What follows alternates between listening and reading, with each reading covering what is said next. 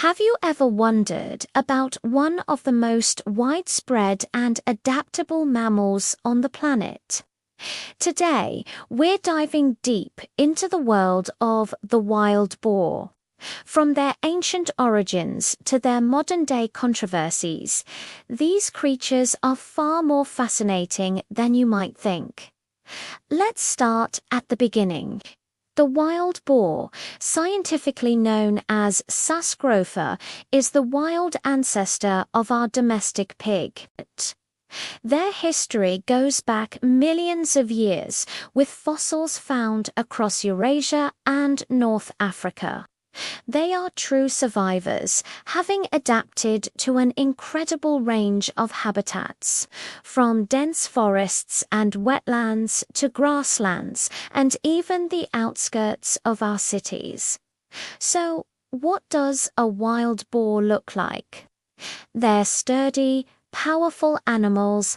A mature male, called a boar, can weigh over 200 pounds, sometimes much more, while females, or sows, are generally smaller. They're covered in a coat of stiff, bristly hair, usually dark grey, brown, or black. One of their most iconic features is their tusks. These are actually continuously growing canine teeth. The upper tusks curve upwards and outwards, while the longer, sharper lower tusks are formidable weapons used for defense against predators and for fighting other boars during the mating season. Wild boars are incredibly social animals. They typically live in groups called sounders, which are led by an older, experienced sow. A sounder is a matriarchal society, usually consisting of several related females and their young. The young boars or piglets are born with a distinctive coat of light brown and cream-colored stripes, which act as camouflage, helping them blend into the forest floor. These stripes fade after a few months as they grow. Male boars, on the other hand, tend to become solitary once they reach maturity, only joining the sounders to breed. What's on the menu for a wild boar? Just about everything. They are classic omnivores with a highly varied diet. They use their powerful snouts and strong necks to root through the soil in search of food.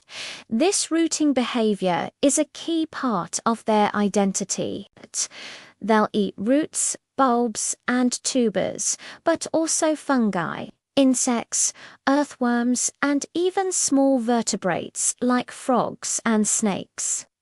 They're also not picky about fruits, nuts, and acorns, especially in the autumn when they need to build up fat reserves for the winter. This flexible diet is a major reason why they are so successful in so many different environments. But this rooting behavior, while natural and essential for the boar, can cause significant problems. When wild boars move into agricultural areas, their rooting can destroy crops, pastures, and even gardens, leading to major economic losses for farmers. This is where the story of the wild boar gets complicated. Their intelligence and adaptability have allowed them to expand their range dramatically. In many parts of the world, including North America and Australia, wild boars are considered an invasive species. They were originally introduced by humans, either for hunting or as domestic pigs that later escaped and became feral. Without natural predators in these new environments, their populations can explode. In the United States, feral swine, which are a mix of Eurasian wild boars and escaped domestic pigs, cause an estimated $1.5 billion in damages each year. They not only damage crops but can also harm native ecosystems by competing with local wildlife for food and by destroying habitats. They can also carry and transmit diseases that affect both livestock and humans. This has led to extensive and often controversial management programs. Efforts to control their populations include trapping, hunting, and even aerial gunning in some remote areas. It's a complex issue with passionate arguments on all sides. Conservationists worry about the impact on native species. Farmers are concerned about their livelihoods, and animal welfare advocates raise questions about the methods used for control. Despite these conflicts, the wild boar plays a vital role in its native ecosystems. Their rooting aerates the soil, which can help in seed germination and affect plant diversity. They are also a food source for large predators like wolves and tigers in the regions where they coexist. In their natural habitat, they are an integral part of the ecological web. Let's talk about their senses. Wild boars have a phenomenal sense of smell. It's their most important sense, used to find food underground, detect predators from a distance, and communicate with each other through scent marking. Their hearing is also very good. However, their eyesight is relatively poor, which is not uncommon for animals that are most active at dawn and dusk. When it comes to reproduction, wild boars are prolific. Sows can have 1 or even 2 litters per year, with each litter typically containing 4 to 6 piglets, though larger litters are possible when food is abundant. The sow builds a nesting farrowing nest out of vegetation to give birth. She is a fiercely protective mother, and you definitely don't want to get between a sow and her piglets. This high reproductive rate is another reason their populations can grow so quickly under the right conditions. The cultural significance of the wild boar is also immense. In many ancient cultures, they were symbols of strength, courage, and ferocity. In Greek mythology, the Chaldean boar was a monstrous creature sent by a goddess to ravage the land, and its hunt was a legendary event involving many heroes. In Celtic and Norse traditions, the boar was a sacred animal associated with warriors and gods. Boar motifs appear in ancient art, on helmets, and as symbols of royalty and power.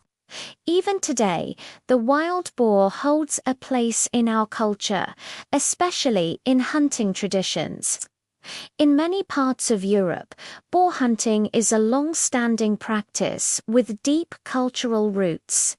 It's seen as a challenging and noble pursuit, requiring skill and bravery. So, the wild boar is a creature of contrasts. It is a native species and an invasive one, a creator of biodiversity and a destroyer of crops, a symbol of wild power and a source of modern conflict. They are intelligent, resilient, and remarkably successful.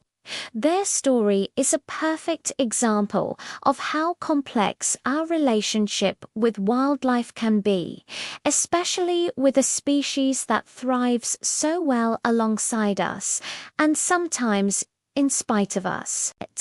Understanding the wild boar means looking beyond the headlines of damage and destruction. It means appreciating their ancient lineage, their complex social lives, and their incredible ability to survive and adapt in a changing world.